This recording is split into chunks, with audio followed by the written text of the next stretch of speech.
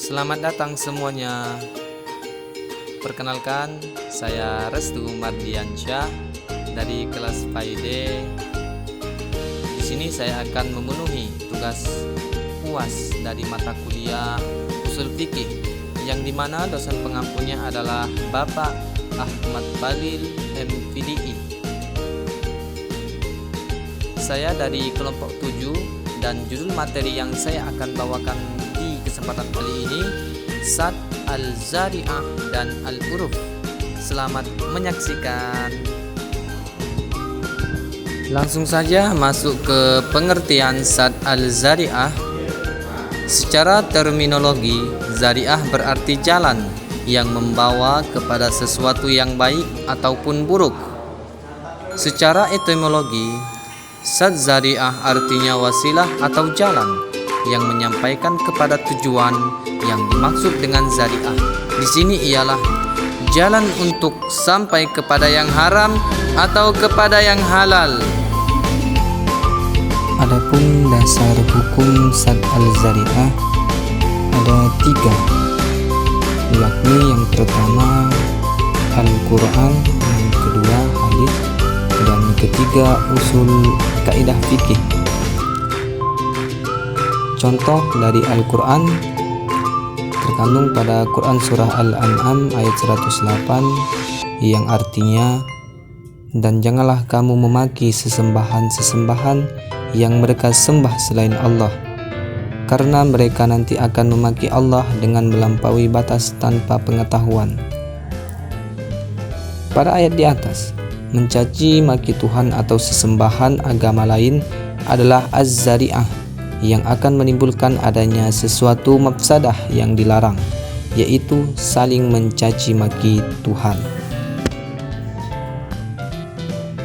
Implementasi Sad Al-Zari'ah pada masa sekarang bisa kita lihat pada pendonoran darah, yaitu menyumbangkan darah kepada orang yang membutuhkan ketika puasa. Fadilahnya lebih besar dibanding dengan menjadi pendonor ketika tidak berpuasa. Adapun pemberian sumbangan darah ketika sedang berpuasa wajib, puasa Ramadan ataupun puasa nazar mengakibatkan bahaya bagi si pendonor atau berakibat harus minum ketika akan setelah menyumbangkan darah, maka tidak dibenarkan oleh ajaran Islam. Larangan tersebut berdasarkan Sad Al-Zari'ah mencegah terjadinya perbuatan yang terlarang, yakni membatalkan puasa. Materi selanjutnya adalah Al-Uruf. Pengertian Al-Uruf. Uruf adalah kebiasaan yang telah dikenal dan dilakukan oleh masyarakat, baik itu berupa perkataan maupun perbuatan yang dianggap baik karena tidak bertentangan dengan syariat Islam. Dasar hukum Al-Uruf. Dalam penetapan hukum Islam, syariat Islam mengakui uruf sebagai sumber hukum karena sadar akan kenyataan bahwa kebiasaan telah memainkan peran penting dalam mengatur hubungan dan tata tertib sosial di kalangan anggota masyarakat. Menurut para ulama usul fikih, bahwa al-uruf yang tidak bertentangan dengan syara dapat dijadikan hujjah dalam menetapkan hukum syara. Menurut mereka bahwa ketika ayat-ayat Al-Quran diturunkan, banyak sekali ayat-ayat yang mengukuhkan kebiasaan yang terdapat di tengah-tengah masyarakat. Dasar hukum al-uruf sendiri berdasarkan kehujahannya ada 2. Yang pertama, firman Allah Subhanahu wa taala yaitu Al-Qur'an dan hadis Nabi Muhammad SAW.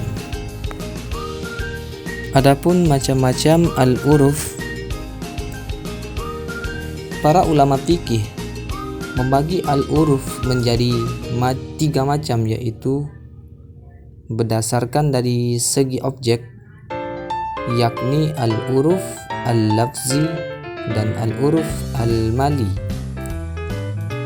Dari segi cakupannya, yaitu al-uruf al-am, dan al-uruf al-khasah. Adapun dari segi keabsahannya, dari pandangan syara yaitu al-uruf al-sahih dan al-uruf al-fasid. Pembahasan terakhir, syarat-syarat al-uruf. Jadi keberadaan al-uruf sendiri telah diakui oleh syariat Islam dan bisa dijadikan sebagai referensi dalam menyelesaikan persoalan yang terjadi di tengah masyarakat. Namun apabila al-uruf itu sendiri tidak bisa dijadikan sebagai referensi dalam menyelesaikan persoalan yang terjadi di tengah masyarakat apabila belum memenuhi syarat-syarat berikut. Adapun syarat-syaratnya, yang pertama, uruf tersebut harus benar-benar merupakan kebiasaan masyarakat. Yang kedua, uruf yang dijadikan sumber hukum bagi sesuatu tindakan harus terdapat pada waktu diadakannya tindakan tersebut. Yang ketiga, uruf tidak kontradiktif dengan apa yang telah diungkapkan secara jelas.